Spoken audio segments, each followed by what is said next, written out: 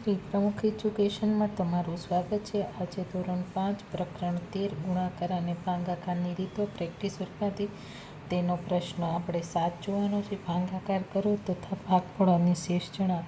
આપણે કોઈ પણ રીતે ભાગાકાર કરવાનો, આમાં કોઈ રીત આપને બતાવી નથી કે કહ્યું પણ નથી, જે આપને સરળ પડે તે રીતે કરવાનું। તો અહીંયા આપણે 6 8 તો કે આપને મળશે 48 બરાબર। હવે 9માંથી 8 જાય તો 1 અને 4માં 4 જાય તો કે 0। હવે ઉપરથી આપણે શું ઉતારવાના તો કે 7।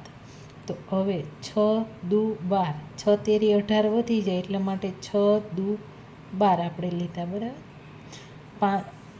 7માંથી આપણે 2 કાઢીએ તો આપને મળે 5 અને 1માંથી 1 જાય તો 0। હવે આપણે ઉપરથી શું ઉતારવાનું તો કે 2।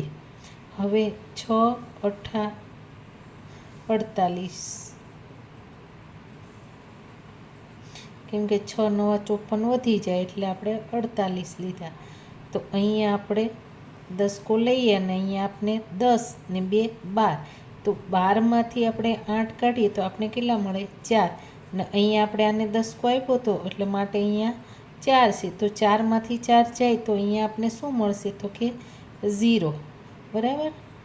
એવી રીતના કરવાનું। તો અહીંયા આપણે કીધું છે ભાગફળ શું મળશે તો કે ભાગફળ આપણે કેટલું છે તો કે 848 અને શેષ આપને મળશે અહીંયા 4 બરાબર।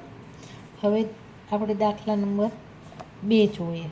તો અહીંયા પણ આપણે શું કરવાનું છે તો કે 90 એટલે કે 9 9 તો કે 81।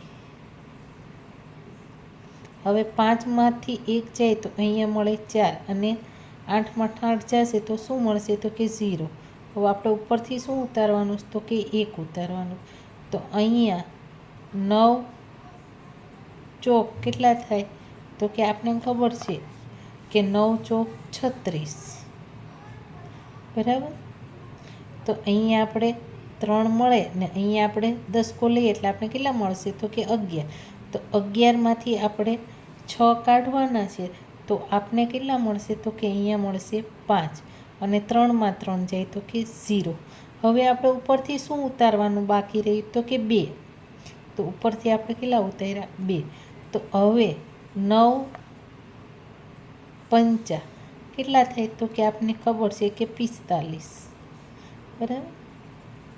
તો અહીંયા પણ આપણે 2માંથી 5 ન જાય તો શું કરીએ તો કે અહીંયા 4 મૂકીએ અને અહીંયા મૂકીએ આપણે 12। તો 12માંથી આપણે 5 કાઢવી તો આપણે મળે 7 ને 4માં 4 જાય તો કે 0। તો અહીંયા આપણે ભાગફળ 945 અને શેષ વધે 7 બરાબર। આવી રીતના આપણે કરવાનું છે।